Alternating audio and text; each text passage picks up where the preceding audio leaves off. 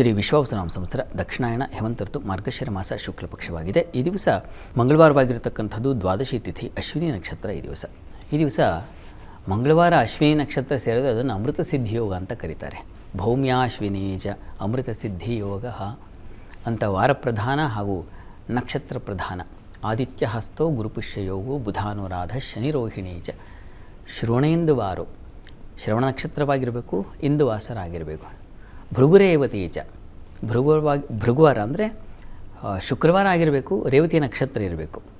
ಭೌಮ್ಯ ಅಶ್ವಿನೀಚ ಮಂಗಳವಾರವಾಗಿರಬೇಕು, ಅಶ್ವಿನಿ ನಕ್ಷತ್ರ ಇರಬೇಕು. ಈ ಸಂದರ್ಭಗಳಲ್ಲೆಲ್ಲ ಅಮೃತ ಸಿದ್ಧಿ ಯೋಗ ಅಂತ ಹೇಳ್ತಾರೆ. ತುಂಬ ಪ್ರಶಸ್ತವಾದ ದಿವಸ ಅಂತ. ಜೊತೆಗೆ ಈ ದಿವಸ ಈ ಹನುಮದ್ ವ್ರತ, ಹನುಮದ್ ವ್ರತಕ್ಕೂ ಹನುಮತ್ ಜಯಂತಿಗೂ ವ್ಯತ್ಯಾಸ ಇದೆ. ಈ ಜಯಂತಿ ಅಂದರೆ ಹುಟ್ಟಿದ ಅವತರಿಸಿದ ದಿನ, ಅದು ಹನುಮತ್ ಜಯಂತಿ, ಜನ್ಮದಿನ ಅಂತ. ಅದು ಯಾವಾಗಪ್ಪ ಅಂದರೆ ಚೈತ್ರ ಮಾಸದ ಶುಕ್ಲ ಪಕ್ಷದ ಪೌರ್ಣಮಿ. ಅದು ಇದನ್ನು ಎಲ್ಲ ಕಡೆ ಹನುಮತ್ ಜಯಂತಿ ಅಂತಲೇ ಮಾಡಿಬಿಡ್ತಾರೆ. ಹನುಮದ್ ವ್ರತ ಇದು ವಸ್ತುತಃ. ವ್ರತಕ್ಕೂ ಜಯಂತಿಗೂ ವ್ಯತ್ಯಾಸ ಇದೆ. ಇದನ್ನು ಎಲ್ಲರೂ ಅರ್ಥ ಮಾಡ್ಕೋಬೇಕು. ಎಲ್ಲ ದೇವಸ್ಥಾನಗಳಲ್ಲೂ ನೀವು ದೊಡ್ಡ ಬೋರ್ಡ್ ನೋಡಿ, ಹನುಮತ್ ಜಯಂತಿ ಅಂತ ಹಾಕಿರ್ತಾರೆ.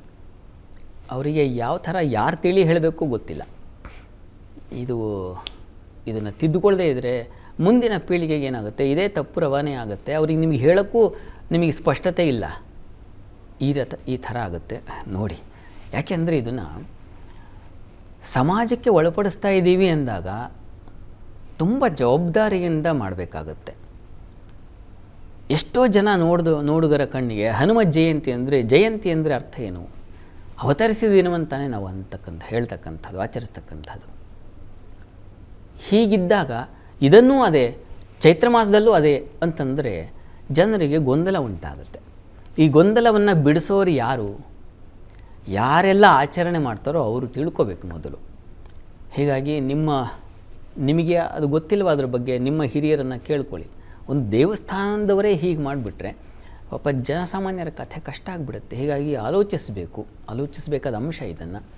ಎಲ್ಲರೂ ಇದನ್ನು ಹೇಗೆ ಸ್ವೀಕರಿಸಬೇಕಪ್ಪ ಅಂತಂದರೆ, ಇದು ತಿದ್ದುಕೊಳ್ಳೋದ್ರಿಂದ ಅದು ಏನಾಗುತ್ತೆ, ತಪ್ಪಾಗಿದೆ ಅನ್ನೋದನ್ನು ತಿದ್ದುಕೊಂಡು ಮುಂದುವರಿಯೋದಲ್ವಾ ಲಕ್ಷಣ. ನಮ್ಮ ಸನಾತನ ಸಂಸ್ಕೃತಿಯ ಲಕ್ಷಣ ಏನಪ್ಪ ಅಂದರೆ, ಆಯಿತು ಏನೋ ತಪ್ಪಾಗಿದೆ, ಆಯಿತು ತಿದ್ದುಕೊಂಡು ಹೋಗಬೇಕು ಅದು. ಹೀಗಾಗಿ ಇದನ್ನು ಮನವರಿಕೆ ಮಾಡಿಕೊಂಡ್ರೆ ತುಂಬ ಒಳ್ಳೆಯದು. ಜನರ ಬುದ್ಧಿ ವಿವೇಕಗಳಿಗೆ ಅದು ಔಷಧಿ ಆಗುತ್ತೆ. ಇಲ್ಲಾಂದರೆ ಅದು ಮತ್ತೆ ವ್ಯತಿರಿಕ್ತವೇ ಆಗುತ್ತೆ. ಉಳಿದಿದ್ದು ನಿಮ್ಮ ಪಾಲಿಂದು.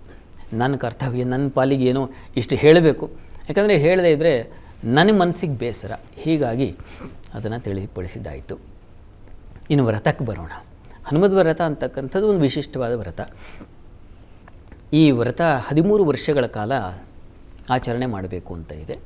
13 ವರ್ಷಗಳ ಕಾಲ, ಒಂದು ಸಲ ಪ್ರಾರಂಭ ಮಾಡಿದ್ರೆ 13 ವರ್ಷ ನಿರಂತರವಾಗಿ ಆ ವ್ರತವನ್ನು ಮಾಡಬೇಕು ಅಂತ.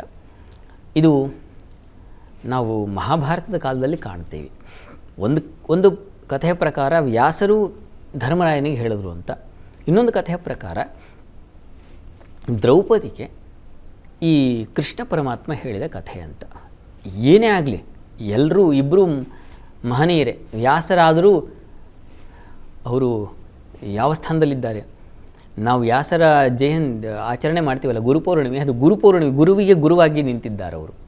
ಕೃಷ್ಣ ಜಗದ್ಗುರುವೇ ಆಗಿದ್ದಾನೆ ಸಾಕ್ಷಾತ್. ಹೀಗಾಗಿ ಇಬ್ಬರೂ ಗುರುಗಳೇ. ಅಂಥ ಗುರುವರಿಯರು ಹೇಳಿದ ವ್ರತ ಅದು ಬಹಳ ವಿಶಿಷ್ಟವಾಗಿರುತ್ತೆ.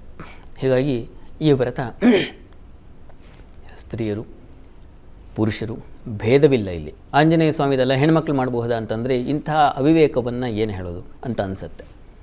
ಹೀಗಾಗಿ ಆಂಜನೇಯನ ಆರಾಧನೆ ಯಾರು ಮಾಡಬೇಕು? ಎಲ್ಲರೂ ಮಾಡಬೇಕು. ಯಾರಿಗೆ ಬುದ್ಧಿ ಬೇಕು, ಯಾರಿಗೆ ಬಲ ಬೇಕು, ಯಾರಿಗೆ ಶೌರ್ಯ ಬೇಕು, ಯಾರಿಗೆ ಮತಿ ಬೇಕು, ಯಾರಿಗೆ ಧೈರ್ಯ ಬೇಕು, ಯಾರಿಗೆ ಕೀರ್ತಿ ಬೇಕು, ಎಲ್ಲರೂ ರಾಮಾಯಣದಲ್ಲಿ ನೀವು ಹನುಮಂತನ ಪಾತ್ರವನ್ನೇ ವಿಶೇಷವಾಗಿ ಗಮನಿಸಿಬಿಟ್ರೆ ಎಷ್ಟು ವಿವೇಕಯುತವಾಗಿ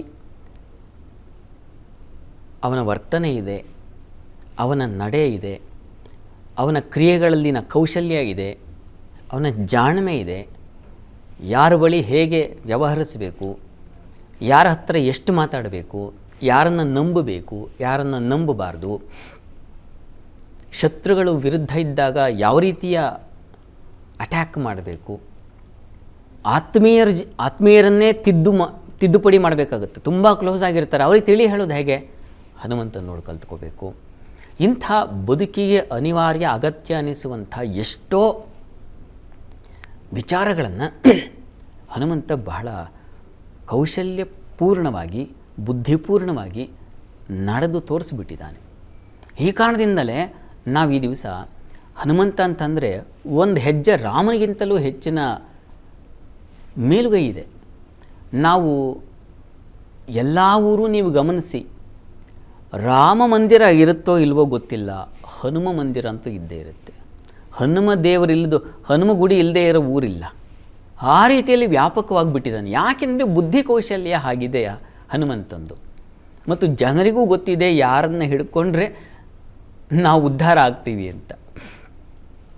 ಹೀಗಾಗಿ ನೋಡಿ, ರಾಮ ಅದು ಬೇರೆ ವಿಚಾರ ಬಿಡಿ, ಅವರಿಬ್ಬರ ಮಧ್ಯೆ ಏನು ಮೌಲ್ಯಗಳ ಚರ್ಚೆ ಇಲ್ಲ, ಅಗತ್ಯ ಇಲ್ಲ.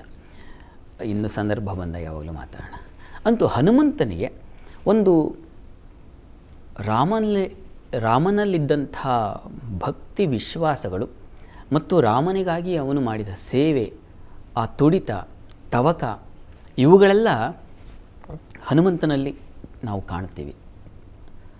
ರಾಮನ ಕೆಲಸಕ್ಕಾಗಿ ಇದೆಲ್ಲ ನಾವು ವಸ್ತುತಃ ಭಗವಂತನ ಕೆಲಸ ಅಂತ ಅಂದ್ಕೋಬೇಕು. ರಾಮನನ್ನು ಹನುಮಂತನನ್ನು ನೋಡಿದಾಗ ನಮ್ಮ ಬದುಕಿಗೆ ಹೇಗೆ ಅನ್ವಯ ಮಾಡಿಕೊಳ್ಳೋದು ಅಂತಂದರೆ, ನಾವು ಏನು ಕೆಲಸ ಬರುತ್ತೋ ಅದೆಲ್ಲ ಭಗವಂತನ ಕೃಪೆಯಿಂದ ಬಂದಿದೆಯಪ್ಪ. ಹೇಗೆ ಆ ಕೆಲಸ ಮಾಡಬೇಕು ಅನ್ನೋದು ಹನುಮಂತನನ್ನು ಅಳವಡಿಸ್ಕೋಬೇಕಾಗತ್ತೆ.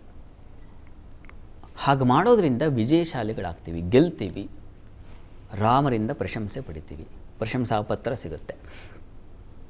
ಹೀಗಾಗಿ ಹನುಮಂತನ ಆರಾಧನೆ ಅದು ಮಕ್ಕಳಿಂದ ಹಿಡಿದು ಎಲ್ಲರವರೆಗೆ, ವೃದ್ಧರವರೆಗೆ ಬೇಕು. ಹನುಮಂತನ ಶಕ್ತಿ ಬೇಕು ನಮಗೆ.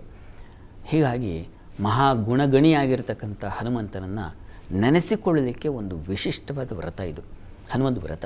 ಇದನ್ನು ಹೇಗೆ ಆಚರಿಸೋದು ಅಂತಂದರೆ, ಹನುಮಂತನ ಸ್ಥಾಪನೆ ಮಾಡೋದು. ಮನೆಯಲ್ಲಿ ಹನುಮಂತನ ವಿಗ್ರಹ ಇದ್ದರೆ ಸಂತೋಷ, ಫೋಟೋ ಇದ್ದರೆ ಅದೇ ಸಂತೋಷ. ಹೇಗೆ ನಾವು ವ್ರತಗಳನ್ನು ಮಾಡ್ತೀವಿ ಅಂತಂದರೆ, ಒಂದು ಸ್ಥಾಪನೆ, ಆವಾಹನೆ ಇತ್ಯಾದಿ ಪೂಜೆಗಳು, ಅಭಿಷೇಕ, ಅಲಂಕಾರ, ಹೀಗೆ ಸಹಜವಾಗಿ ಅದರಲ್ಲಿ ಒಂದು ಸೇರ್ಪಡೆಯಾಗಿರುತ್ತೆ ಗ್ರಂಥಿ ಪೂಜಾ ಅಂತ. ಹನುಮಂತನನ್ನು ದಾರದಲ್ಲಿ, ಎಳೆಗಳಲ್ಲಿ, ಅದು ಅರಿಶಿಣದ ಎಳೆ ಆದರೆ ಬಹಳ ಶ್ರೇಷ್ಠ. ಅರಿಶಿಣದ 13 ಗಂಟಿರ್ತಕ್ಕಂಥ ಎಳೆಯನ್ನು ಅವನಿಗೆ ಸಮರ್ಪಣೆ ಮಾಡಿ, ಕೊನೆಗೆ ಅದು ಅವನ ಪ್ರಸಾದ, ಅವನ ಅನುಗ್ರಹ ಅಂತ ಹೇಳಿ ನಾವು ಧಾರಣೆ ಮಾಡಿ ಹನುಮಂತನನ್ನು ನಮ್ಮೊಳಗೆ ತುಂಬಿಕೊಳ್ತಕ್ಕಂಥದ್ದು, ಅವನ ಅನುಗ್ರಹ ಶಕ್ತಿಯನ್ನು ನಮ್ಮೊಳಗೆ ತುಂಬಿಕೊಳ್ತಕ್ಕಂಥದ್ದು. ಈ ರೀತಿಯಲ್ಲಿ ಹನುಮಂತನ ಸೇವೆಯನ್ನು, ಹನುಮಂತನ ಆರಾಧನೆಯನ್ನು ಮಾಡಬೇಕು. ತನ್ಮೂಲಕ ಹನುಮಂತನ ಕೃಪೆಯಾದರೆ ಅವನಿಗೆ ಗೆಲುವಿಲ್ಲ, ಸೋಲಿಲ್ಲ, ಶತಸಿದ್ಧವಾಗಿ ಸಿಗುತ್ತೆ ಗೆಲುವು. ಮತ್ತು ಹನುಮಂತನ ಆರಾಧನೆ ಮಾಡಿದ್ರೆ ನಮಗೆ ಜಾಡ್ಯ, ಆಲಸ್ಯ ಅನ್ನೋದಿರೋದಿಲ್ಲ, ಸದಾ ಲವಲವಿಕೆಯಿಂದ ಇರ್ತೀವಿ. ಮತ್ತು ಸ್ಮರಣ ಶಕ್ತಿ ಹಾಗಿರುತ್ತೆ. ಹನುಮಂತನ ಸ್ಮರಣೆ ಮಾಡಿದ್ರೆ ಯಾವತ್ತೋ ಒಂದು ದಿವಸ ಓದಿದ್ದು ಕೂಡ ಇನ್ಯಾವಾಗಲೂ ಸಂದರ್ಭ ಬಂದಾಗ ಅದರ ಬಳಕೆ ಬೇಕು ಅಂದರೆ ತಟ್ಟಂತ ನೆನಪಾಗುತ್ತೆ.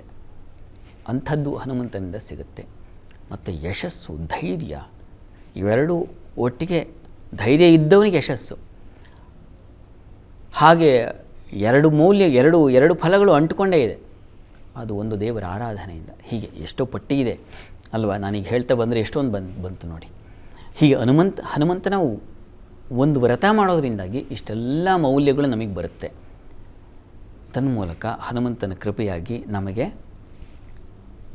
ಬದುಕಿನಲ್ಲಿ ಗೆಲುವು ಸಿಗುತ್ತೆ.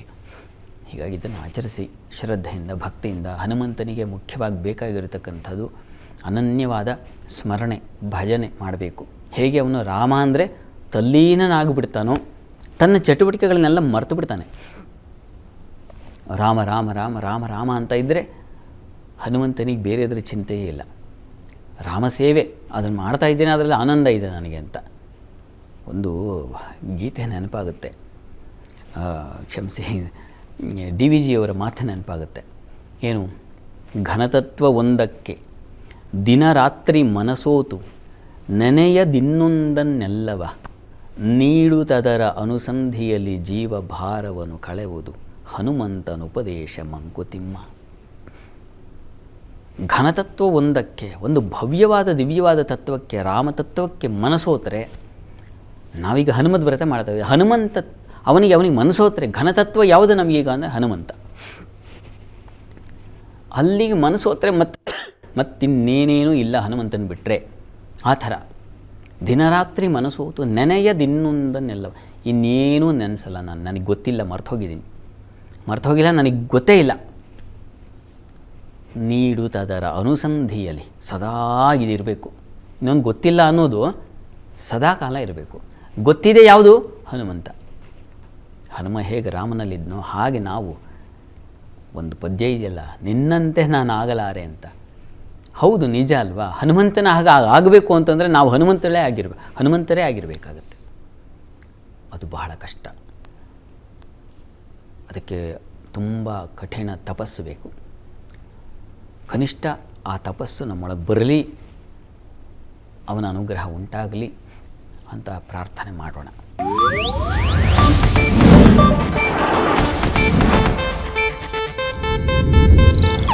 ಇದು ಏಷ್ಯಾನೆಟ್ ನ್ಯೂಸ್ ನೆಟ್ವರ್ಕ್ ಪ್ರಸ್ತುತಿ.